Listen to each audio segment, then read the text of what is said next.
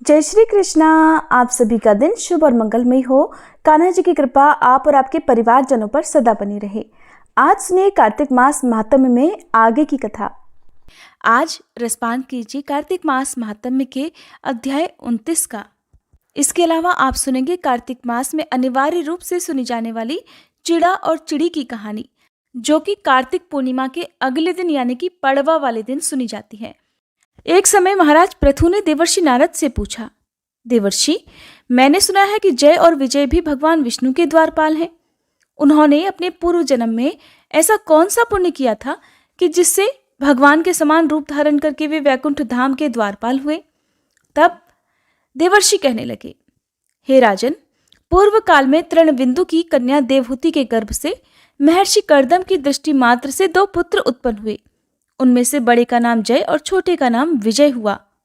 बाद में उसी देवहूति के गर्भ से योग धर्म के जानने वाले भगवान कपिल उत्पन्न हुए।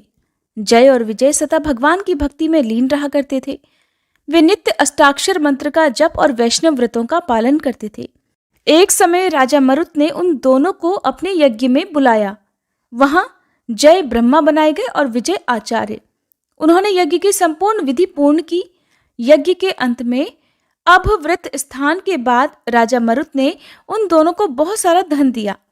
धन लेकर दोनों भाई अपने आश्रम में गए। वहां उस धन का बंटवारा करते समय दोनों में परस्पर विवाद हो गया। जय ने कहा कि इस धन को बराबर बराबर बांट लिया जाए। विजय का कहना था कि नहीं, जिसको जो मिला है वो उसी के पास रहे।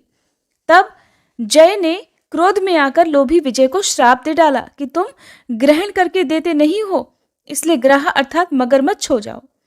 जय के श्राप को सुनकर विजय ने भी उसे श्राप दे दिया कि तुमने घमंड से भ्रांत होकर श्राप दिया है, इसलिए तुम मातंग अर्थात हाथी की योनि में जाओ। फिर उन्होंने भगवान से शाप निवृत्ति के लिए प्रार्थना की।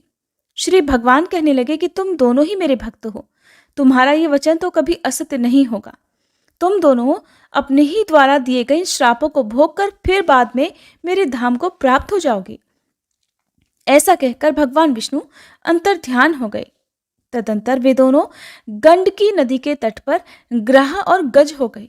उस योनि में भी उन्हें पूर्व जन्म का स्मरण बना रहा और वे भगवान विष्णु के व्रत में लीन रहे।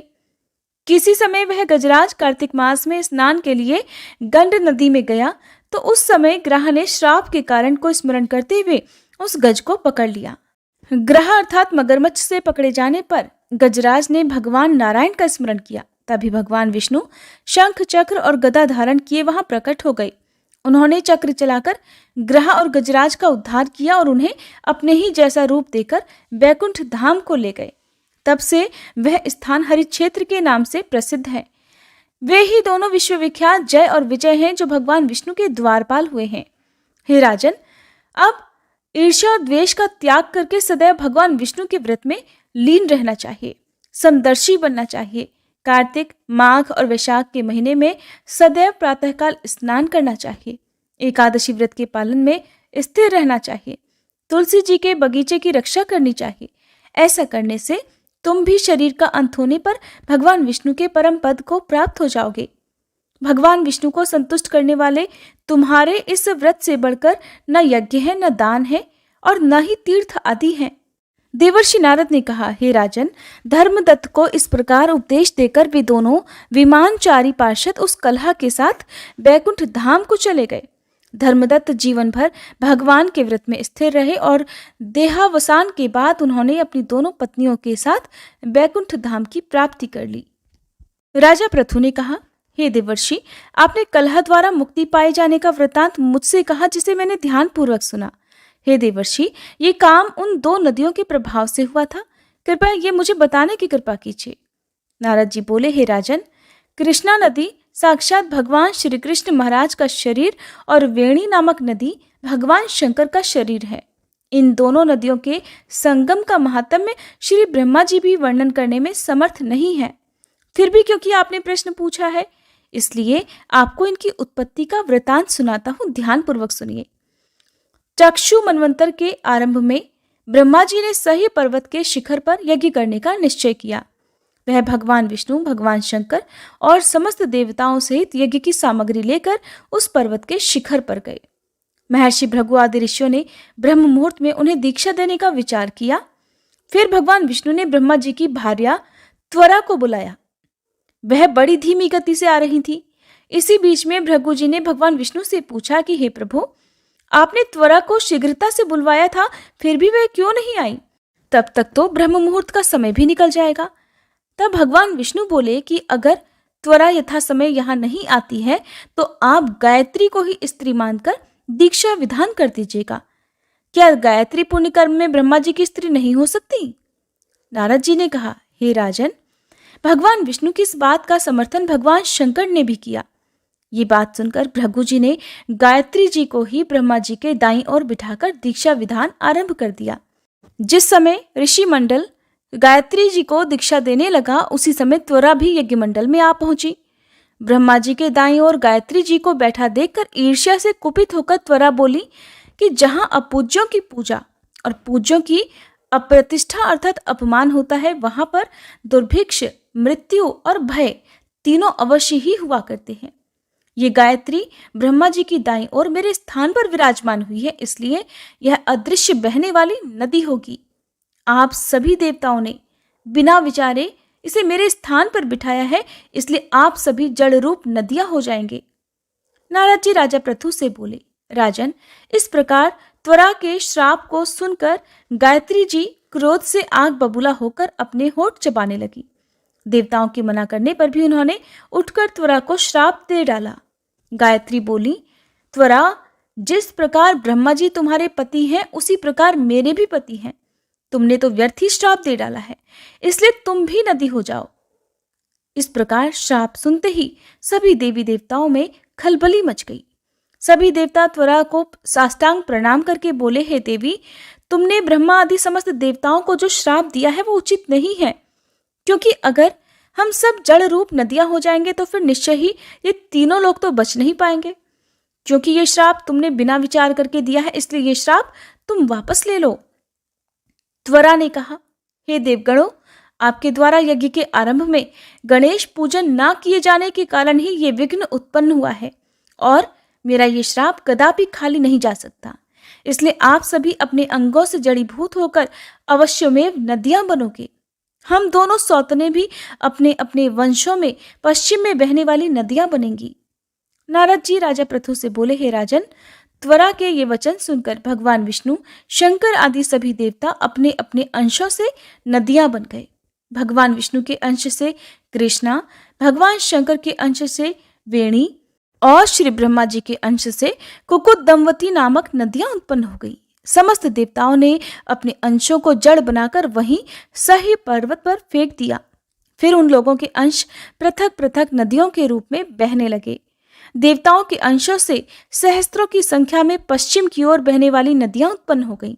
गायत्री और त्वरा दोनों पश्चिम की ओर बहने वाली नदियां होकर एक साथ बहने लगी और उन दोनों का नाम सरस्वती पड़ गया। ब्रह्मा जी ने यज्ञ स्थान पर भगवान विष्णु और भगवान शंकर की स्थापना की। दोनों देवता महाबल और अतिबल के नाम से प्रसिद्ध हुए। हे राजन, कृष्णा और वेणी नदी की उत्पत्ति का यह वर्णन जो भी मनुष्य सुनेगा या सुनाएगा, उसे नदियों के दर्शन और स्नान का पूर्ण फल प्राप्त हो जाएगा। आज का अध्याय समाप्त हुआ। अब सुनिए कार्तिक मास की चिड़ा और चिड़ी की कहानी। एक बार की बात है, 4 चिड़िया थी। वह चारों ही कार्तिक स्नान करती थी। पड़वा के दिन उन्होंने सोचा कि चलो खिचड़ी बनाते हैं। सभी ने मिलकर घी, चावल और दाल का जुगाड़ किया और खिचड़ी बनाई। सबने सोचा कि चलो पहले स्नान करके आते हैं, फिर खिचड़ी खाएंगे। पहले एक चिड़िया गई, स्नान करके आ गई, बाकी नहीं आई। अब जो पहली चिड़िया आई उसे बहुत जोर से भूख लगी थी, तो उसने खिचड़ी की भाप खा ली। थोड़ी देर के बाद दूसरी चिड़िया आई तो उसे भी जोर से भूख लगी हुई थी, उसने खिचड़ी का पानी पी लिया। तीसरी ने आकर खिचड़ी खा ली तो चौथी ने खिचड़ी की खुरचन खा ली और खाने के बाद कुछ समय बाद वे चारों मर गईं। अब जिस चिड़िया ने भाप खाई थी वह राजा के घर राजकुमारी के रूप में पैदा हुई। जिस चिड़िया ने खिचड़ी का पानी पिया था वह कुम्हार के घर पैदा हुई। जिसने खिचड़ी खाई उसने ब्राह्मण के घर में जन्म लिया और जिसने खुरचन खाई उसने हथिनी के रूप में जन्म लिया। कुम्हार की लड़की राजा के यहाँ दासी बन गई। ब्राह्मण की लड़की राजकुमारी की सहेली बन गई हथिनी भी राजा के यहाँ ही आ गई। राजकुमारी बनी चिड़िया को अपने पिछले जन्म की सभी बातें याद थी। जब राजकुमारी का विवाह हुआ तो उसने राजा से कहा कि मैं अपने साथ इस दासी और अपनी सहेली को भी ससुराल ले जाऊंगी। तो राजा ने कहा ठीक है, ले जाना। राजकुमारी फिर भी नहीं गई तो राजा ने पूछा अब क्या हुआ? तब उसने कहा कि मेरे साथ इस हथिनी को भी भेज दो। लेकिन हथिनी जाने को उठी ही नहीं। तब राजकुमारी ने उसके कान में उसके पिछले जन्म की सारी बातें कह सुनाई, जिसे सुनकर हथिनी उठ गई। राजा ये सब देख रहा था। देखकर उसे बहुत क्रोध आया तो उसने तलवार निकालकर राजकुमारी से कहा कि सच बता, तू है कौन, नहीं तो मैं तेरा सिर काट दूंगा। राजकुमारी ने तब राजा को सभी बातें सच सच बता दी। पिछले जन्म की सभी बातें सुनकर राजा बोला कि अगर कार्तिक स्नान का इतना महत्व है तब तो हम भी जोड़े से कार्तिक स्नान करके दान पुण्य किया करेंगे। तब से राजा और रानी हर साल कार्तिक स्नान करने लगे। इस कहानी को कार्तिक पूर्णिमा के दिन यानी कि पड़वा के दिन कहते और सुनते हैं। इस दिन आटे से घर बनाते हैं और आटे के चिड़ा चिड़ी बनाकर घर के बीचों बीच रख देते हैं। उन्हें वस्त्र पहनाते हैं और आटे के घर में घर का सारा सामान रखते हैं। चिड़ा और चिड़ी को खील बताशों का भोग लगाते हैं और इस दिन खिचड़ी बनाते हैं। खिचड़ी के साथ में घी, मूली और आम का अचार रखकर ठाकुर जी को भी भोग लगाकर फिर बाद में खुद भी प्रसाद रूप में ग्रहण करती हैं। अब सुनिए श्री तुलसी चालीसा पाठ और तुलसी माता की आरती। जय जय तुलसी भगवती सत्यवती सुखदानी, नमो नमो हरि प्रेसी श्री वृंदा गुणखानी। श्री हरि शीश विरजनी देहु अमर वर अम्ब, जनहित हे वृंदावनी अब न करप विलंब। धन्य धन्य श्री तुलसी माता, महिमा अगम सदा श्रुति गाता। हरि के प्राण हूँ से तुम प्यारी, हर ही हेतु कीन्हो तप भारी। जब प्रसन्न है दर्शन दीन हो, तब कर जोरी विनय उस कीन्हो। हे भगवंत कंत मम होहु, दीन जानी जानी छाड़हु छोहु। सुनी लक्ष्मी तुलसी की बानी, दीन हो श्राप कंध पर आनी। उस अयोग्य वर मांगन हारी, हो बिरप तुम जड़ तनुधारी। सुनी तुलसी ही श्रव्योत ही ठामा, करहु वास तुहु नीचन धामा। दियो वचन हरि तब तत्काला, सुनहु सुमुखी जानी होहु बिहाला। समय पाई ब्योहरो पापी तोरा, पूजहि आस वचन सत मोरा। तब गोकुल मह गोप सुदामा, रासु भई तुलसी तू बामा। कृष्ण रास लीला के माही, राधे शक्यो प्रेम लखि नाही। दियो श्राप तुलसी तत्काला, नर लोक ही तुम जन्महु बाला। यो गोप वह दानव राजा, शंख चूर्ण नामक शिर ताजा। तुलसी भई तासु की नारी, परम सती गुण रूप अगारी। अस द्वै कल्प बीति जब गयहु, कल्प तृतीय जन्म तब भयहु। वृंदा नाम भयो तुलसी को, असुर जलंधर नाम पति को। कर अति द्वंद अतुल बल धामा, कीन्हा शंकर से संग्रामा।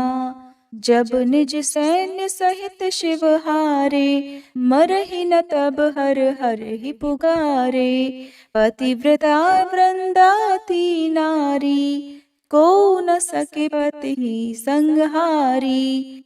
तब जलंधर ही भेष बनाई, वृंदा ढिग हरि पहुँचो जाई। शिव हित लहि करि कपट प्रसंगा, कियो सतीत्व धर्म तो ही भंगा। भयो जलंधर कर संहारा, सुनी उर शोक उपारा। एह क्षण दियो कपट हरि तारी, लखि वृंदा दुख गिरा उचारी। जलंधर जस हत्यो भीता, सोई रावण तस हरहि सीता। अस प्रस्तर सम हृदय तुम्हारा, धर्म खंडी मम पति संहारा। यही कारण लहि श्राप हमारा, होवे तनु पाषाण तुम्हारा। सुनि हरि तुरत ही वचन उचारे, दियो श्राप बिना विचारे। लख्यो ना निज करतूत पति को, छलन चाहियो जब पार्वती को। जड़ मति तुह अस हो जड़ रूपा, जग में तुलसी बिटप अनूपा। धग्व रूप हम शाली ग्रामा, नदी गंडकी बीच ललामा। जो तुलसी दल हम ही चढ़ई है, सब सुख भोग परम पद पई है। बिनु तुलसी हरि जलत शरीरा, अतिशय उठत शीश उर पीरा। जो तुलसी दल हरि शिर धारत, सो सहस्त्र घट अमृत डारत। तुलसी हरि मन रंजनिहारी, रोग दोष दुख भंजनिहारी। प्रेम सहित हरि भजन निरंतर, तुलसी राधा में नाही अंतर। व्यंजन हो 56 प्रकारा, बिन तुलसी दल ना हरहि प्यारा। सकल तीर्थ तुलसी तर छाही, लहत मुक्ति जन संशय नाही। कवि सुंदर एक हरि गुण गावत, तुलसी निकट सहस गुण पावत। बसत निकट दुर्वासा धामा, जो प्रयास ते पूर्व ललामा। पाठ करहि जो नित नर नारी, होहि सुख भाषहि त्रिपुरारी। तुलसी चालीसा पढ़ी तुलसी तरु गृहधारी, दीप दान करी पुत्र फल पावहि बंध्यहु नारी। सकल दुख दरिद्र हरिहार हुए परम प्रसन्न, आशय धन जन लड़ही कर बसहि पूर्णा अत्र। लाही अभिमत फल जगत, महिलाहि पूर्ण सब काम। जेहि दल अर्पहि तुलसी, तह सहस बसहि हरि राम। तुलसी महिमा नाम लख, तुलसी सूत सुख राम। मानस 40 रच्यो, जग मह तुलसीदास। प्रेम से बोलिए तुलसी महारानी की जय। तुलसी महारानी नमो नमो, हरि की बटरानी नमो नमो। तुलसी महारानी नमो नमो, धन्य तुलसी पूरण तप कीनो। शालिग्राम बनी बटरानी नमो नमो। तुलसी महारानी नमो नमो, हरि की बटरानी नमो नमो। जाके पत्र मंजरी कोमल, श्रीपति कमल चरण लपटानी नमो नमो। तुलसी महारानी नमो नमो, हरि की बटरानी नमो नमो। कौन महीने बोई रानी तुलसा, कौन महीने हुई हरियाली नमो नमो। तुलसी महारानी नमो नमो, हरि की बटरानी नमो नमो। कौन महीने हुई तेरी पूजा, कौन महीने हुई बटरानी नमो नमो। तुलसी महारानी नमो नमो। आषाढ़ मास में बोई रानी तुलसा, सावन महीने हुई हरियाली नमो नमो। तुलसी महारानी नमो नमो, हरि की बटरानी नमो नमो। कार्तिक मास में हुई तेरी पूजा, मंगसिर मास हुई बटरानी नमो नमो।